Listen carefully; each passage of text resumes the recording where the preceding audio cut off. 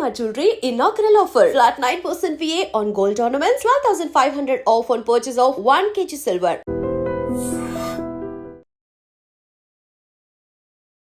ఋషికొండ బీచ్లో గల్లంతైన ఇద్దరు అబ్బాయిల మృతదేహాలు ఈరోజు తీరానికి కొట్టుకొని వచ్చాయి. చాలా బాధాకరమైన ఘటన. నిన్న ఆదివారం కావడంతో పిఎం పాలెంకు చెందినటువంటి నలుగురు అబ్బాయిలు సరదాగా స్విమ్ చేద్దామని చెప్పి ఋషికొండ బీచ్కు వెళ్లారు. అయితే అందులో ఇద్దరు పిఎం పాలెం ప్రాంతానికి చెందిన వాళ్ళే. ఒకరు అశోక్ నగర్ ప్రాంతానికి చెందిన సంజయ్ 15 ఇయర్స్, అలాగే తులసి నగర్ ప్రాంతానికి చెందినటువంటి శ్యామన్ సాయి 14 ఇయర్స్. ఈ ఇద్దరు కూడా గల్లంతైపోయారు.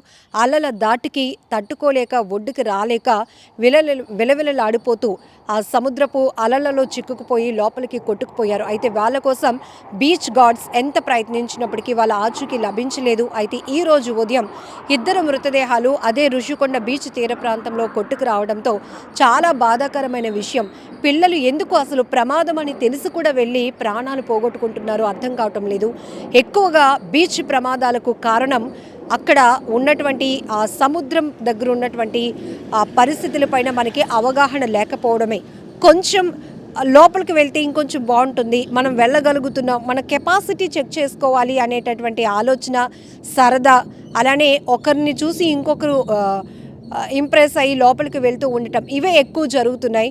సో ఆర్కే బీచ్ మొదలు ఋషికొండ కావచ్చు, అటు గాజువాక అప్పికొండ, యారాడ బీచ్, ఇవన్నీ కూడా విశాఖ పరిసర ప్రాంతాల్లో ఉన్న బీచ్ తీర ప్రాంతాల్లో ప్రతి ప్రమాదం చూస్తే కనుక అందరూ కొంతమంది పిల్లలు అనుకుంటారు మనకి ఈత వచ్చు, స్విమ్ చేయడం వచ్చు, ఈజీగా బీచ్ దగ్గర కూడా మనం స్విమ్ చేసుకొని కాసేపు ఎంజాయ్ చేసి సరదాగా వెళ్ళిపోదాం అని అనుకుంటున్నారు. కానీ మీకు వచ్చిన స్విమ్మింగ్ వేరు, ఇక్కడ సముద్రంలో మీరు ఈత కొట్టాలి అనుకోవడం వేరు. ఎందుకంటే ఇక్కడ మీరు అక్కడున్న పరిస్థితిని అంచనా వేయలేరు. రిప్ కరెంట్ అనేది పాస్ అవుతూ ఉంటుంది. మీరు కొంత దూరం వెళ్ళాలి అనుకునే ప్రయత్నం చేసినప్పుడే అక్కడ రిప్ పవర్ అనేది జనరేట్ అయ్యి మిమ్మల్ని లోపలికి లాగేస్తూ ఉంటుంది. సో మీ పవర్ అనేది సరిపోదు.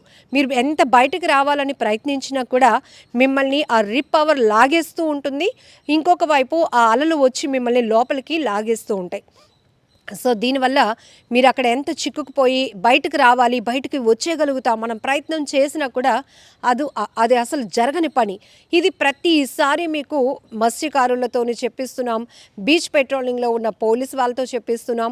అలానే ఇలాంటి ప్రమాదాలు జరిగినప్పుడు లైవ్లీ ఎవరైనా కొట్టుకుపోతూ ఉంటే బీచ్ గార్డ్స్ ఇమీడియట్గా జీవీఎంసీ ఏర్పాటు చేసినటువంటి బీచ్ గార్డ్స్, లైఫ్ గార్డ్స్ అనొచ్చు.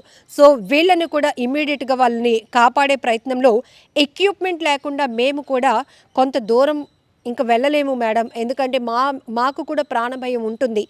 ఎంత చెప్పినా ఈ పబ్లిక్ అస్సలు అర్థం కావటం లేదు, పట్టించుకోరు.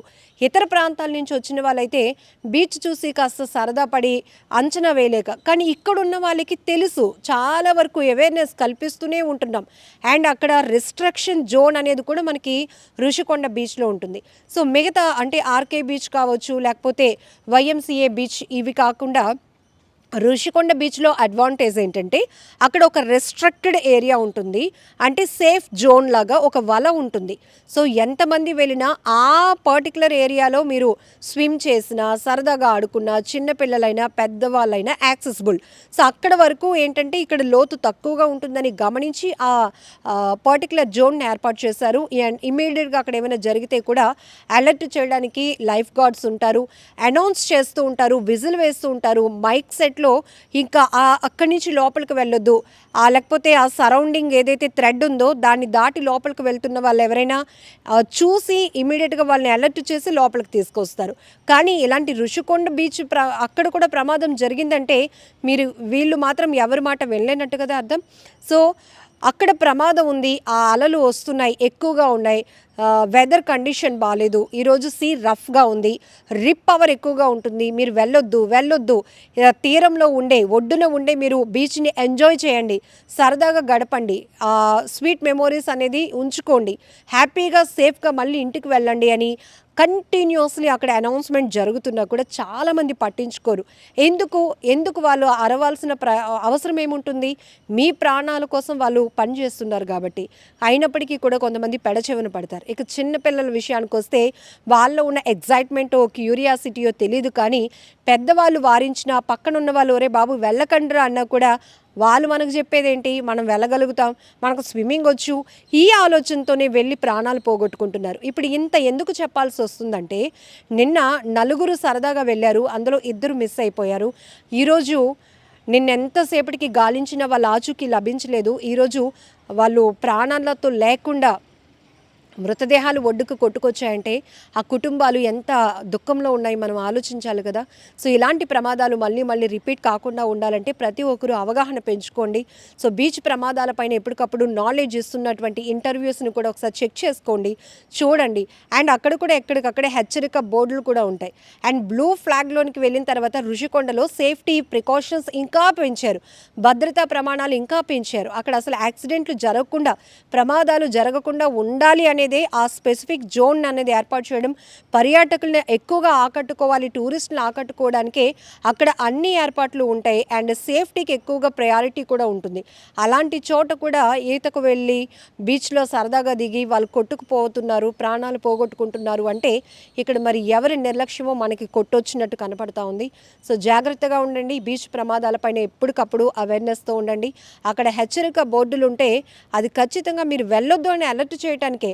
సరేలే బోర్డు ఏదో ఇటు తిప్పుంది మనం అటువైపు వెళ్తాము అని మాత్రం మీరు ఆలోచన చేస్తే ఖచ్చితంగా మనం ప్రమాదంలో పడినట్టే, ప్రాణాలు పోగొట్టుకోవడానికి సిద్ధపడి వెళ్తున్నట్టే. నిజంగా ప్రస్తుతం ఉన్నటువంటి సమాజం దేనికి ప్రయారిటీ ఇస్తుంది?